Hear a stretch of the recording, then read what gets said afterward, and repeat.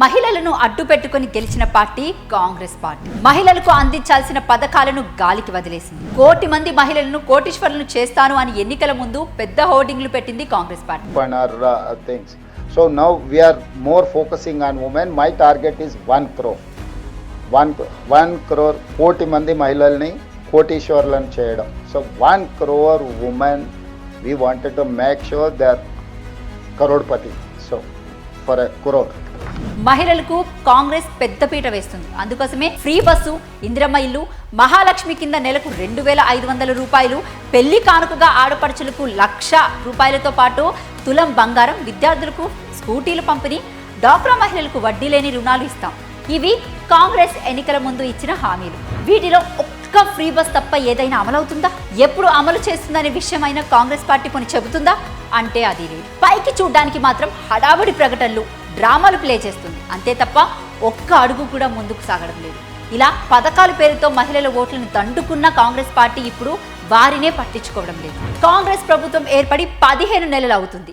CM Revanth Reddy ఎప్పుడైనా మహిళల కోసం సభను పెట్టారా? వారి సమస్యలను తెలుసుకునే ప్రయత్నమైనా ఆయన చేశాడా అంటే అది లేదు. ఇవి ఇలా ఉండగానే రేవంత్ రెడ్డి మహిళలను కోటీశ్వరులను చేస్తాను అని కొత్త రాగం అందుకున్నారు. అది కూడా డాక్రా గ్రూపుల ద్వారా. ఇదేమి కొత్తగా తెచ్చిన పథకం ఏమీ కాదు. స్వయం శక్తి సంఘాలకి ఇచ్చే వడ్డీ లేని రుణాలు ఎప్పటి నుంచో ఉన్నాయి. వీటి ద్వారా ఎంతో మంది మహిళలు సాయం అందుకుంటున్నారు. ఇక దీన్నే కాంగ్రెస్ తెలంగాణ ఇందిరా మహిళా శక్తి అనే పేరు మార్చి తమాషాలు చేస్తుంది. తామేదో క్రియేటివిటీగా ఇస్తున్నట్లు గొప్ప చెప్పుకుంటుంది. ఇందిరమ్మ క్యాంటీన్లను మొదలుపెట్టి సంవత్సరం కాకముందే వాటిని క్లోజ్ చేశారు.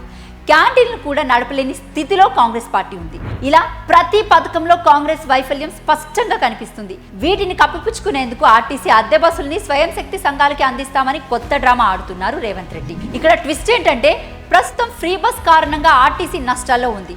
వారికి కూడా ప్రభుత్వం డబ్బులు ఇవ్వడం లేదు. ఇలా నష్టాల్లో నడుస్తున్న అద్దె బస్సులు ఇస్తే నెల నెల అద్దె చెల్లిస్తుందా? ఆ ఇప్పించే బస్సులు కూడా పల్లె వెలుగు బస్సులు అవ్వడంతో ఆర్టీసీ 0 టికెట్లని తట్టుకోలేక అద్దె చెల్లించడం కష్టమే అవుతుందని అధికారులే చెప్తున్నారు. ప్రభుత్వం మొదట 150 బస్సుల్ని ప్లాన్ చేసినప్పటికీ మహిళలు అంతగా ఆసక్తి చూపించకపోవడంతో 50 బస్సులతో పథకాన్ని స్టార్ట్ చేశారు.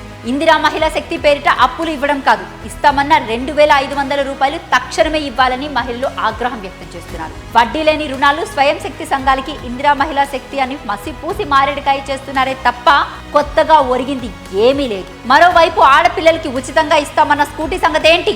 ఆర్టీసీ బకాయిలు చెల్లించలేని ప్రభుత్వం ఆర్టీసీ అద్దె బస్సులతో మమ్మల్ని కోటీశ్వరులు ఎలా చేస్తుందో చెప్పాలి. వ్యాపారం లేక ఇందిరమ్మ క్యాంటీన్లు మూతపడ్డాయని ఇలాంటి స్వయం శక్తి పథకాల బదులు ఆర్థిక సహాయం చేయొచ్చు కదా, కానీ చేయదు. ఎందుకంటే ప్రభుత్వం అంతా అప్పుల్లోనే నడుస్తుంది. ఇప్పుడు ఏ పథకం అమలు చేయాలన్నా అప్పు చేయాల్సిందే కాంగ్రెస్ పార్టీ.